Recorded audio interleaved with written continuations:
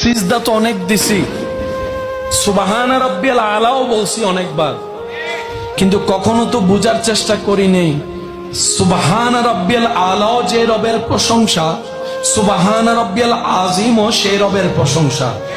রুকুই কেন আমাদেরকে আজিম বলতে হয়, সিজদায় কেন বলতে হয় আলা?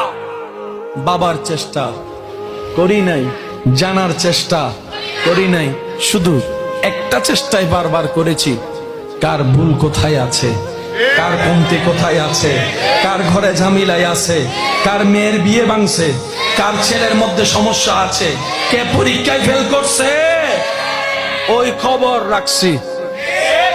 আফসোস আমার জন্য, আমাদের জন্য নিজের খবর রাখতে জানি নাই। কাল হাসরের ময়দানে গিয়ে দেখব আল্লাহ আমাকে আমার সম্পর্কে জিজ্ঞেস করছে, আপনাকে করছে আপনার সম্পর্কে প্রশ্ন।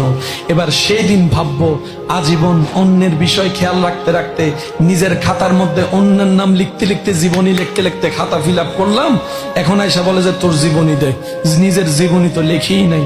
আফসোস। সেজন্য আল্লাহ তাআলা কোরআনে বলে ওয়াইলুল্লি কুল্লি হুমাজাতিল লুমাজা।